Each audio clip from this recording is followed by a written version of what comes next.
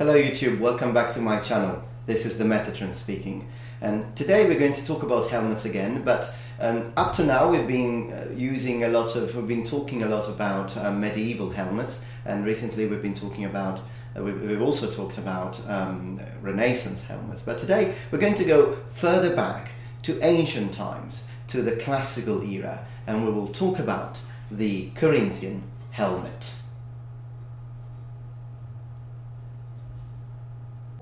Okay, so obviously the Corinthian helmet, the name comes from the city-state of Corinth in Greece, and it was constantly used, particularly by the hoplites. We have archaeological remains, we have even proofs, literary proofs of the existence of this helmet. Herodotus, for example, wrote about the Corinthian helmet in his history, and a lot of iconography. For example, one of the things that makes this helmet very famous, and I'm sure you've all seen it, is the image of the goddess Athens, or in Greek, Athena. Okay? Because what she does, she wears this helmet, she wears it this way. Okay? I'm sure you've all seen that on coins and other representations. Now, funny enough, this was not just the case for the goddess, the Greek goddess. It was something that the hoplites, the ancient Greek warriors, used to do. They would wear this helmet completely for the full face during combat, but then for ease of use and comfort, they would just put it this way, as if it was a cap during non-combat situations. So that's actually an historically correct representation of the way this helmet would be worn during, as I said, before the battle or in other situations. For those of you who are into Greek mythology and Greek history, you will immediately notice that this helmet has quite a bit of space here, in between these parts here. And one of the reasons for that is that it really depends on what kind of helmet we are talking about in the historical age. This helmet has received some modifications over time.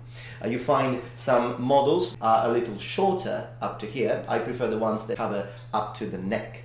You will find models with less space here, okay, for more protection.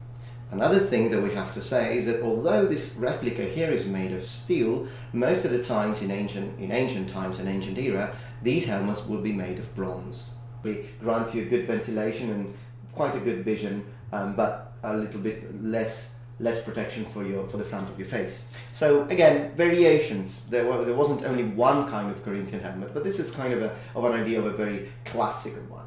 Okay. Now, another important thing about this helmet is that it was used up the 1st century AD, and then it was replaced by the Thracian helmet.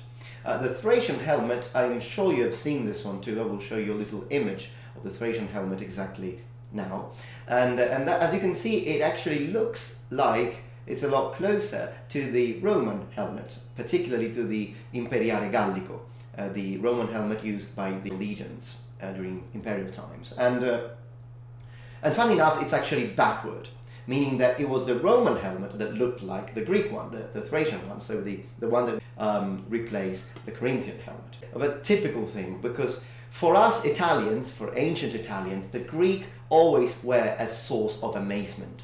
We'd say we were the ancient Romans had an amazing fascination for Greek mythology. As a matter of fact, we have basically literally taken their gods, changed their names, and made them our gods in ancient times. Minerva in Italy was Athena, Athens in Greece, and so forth. Jove in Italy, Zeus in Greece, and all that. Now, even from a linguistic point of view, the ancient Romans found the Greek culture and the Greek language amazing, fascinating. And as a matter of fact, even modern Italian has an enormous amount of Greek-rooted words, which we use normally in everyday conversation. Most of these words are big words in most of the times, but many others are simply normally used for, like the word for stars, for example. In Italian you say stella, but normally you can also say astri, and obviously astri comes from the Greek word for star. So, and the same thing happened from a fighting point of view, from a warfare point of view. So we know that the Romans had an amazing, powerful machina, powerful force, and I will talk about the Romans in another video if you're interested. But the helmet was one of the things that we have taken from the Greek, because, as I said, the Thracian helmet was basically the model that the Romans used as an inspiration to make the Imperiale Gallico, the Roman legionnaires' helmet, the metal one I'm talking about. Okay, going back to our Greek Corinthian helmet, now that we have given a little bit of background about this helmet from a historical and cultural point of view, let's talk about practical use of this helmet, practical usage of this helmet. First of all, it's interesting to notice that, as you can see, this version here has two open spaces over here on the sides to grant, obviously for the ears, to grant better sound. And that was one of the implements that were, as far as we know, they were actually requested by the soldiers, by the hoplites, because originally the helmet would not have these holes here on the sides. It would just be like this, and we find a lot of evidence for that. But then this was added, obviously, to increase a better sound quality, to be able to understand commands and shouts. Because obviously, if you have full metal here, which your ability to listen to orders and understand what's going on around you is incredibly limited. And we have seen that with medieval helmets, like the Great Helmet, for example. And this was absolutely a good idea, a good way to, and I personally like it because you don't really need that much protection for your ears if you think about it, particularly if you consider that at that time what most hoplites would do would be to fight using the phalanx. So we're talking about a huge shield and the spear. Okay, so normally at a certain distance. So and even if you could get very close to a hoplite, it's not probably what the enemy would try to do would be to stab you in the face or in the mouth or somewhere else in the body, not really to try to hit your ears. Really. So again, I think this was a good implement, a good idea for this helmet, and that's why for my personal replica I chose to get this one here. Anyways, it definitely was one of the most popular helmets during the archaic and ancient classic era. So let's now examine the slits for the eyes. As you can see, they are quite wide, so you have a good vision, and which obviously implies that the protection it would grant will not be amazing. But again, as I said, it really depends on the style and the time we're talking about, because there have been other variations, for example the Italo variation or other ones like that, which would have thinner slits, and these two plates will be a lot closer to each other. Okay, so it is now, as you know, wearing time.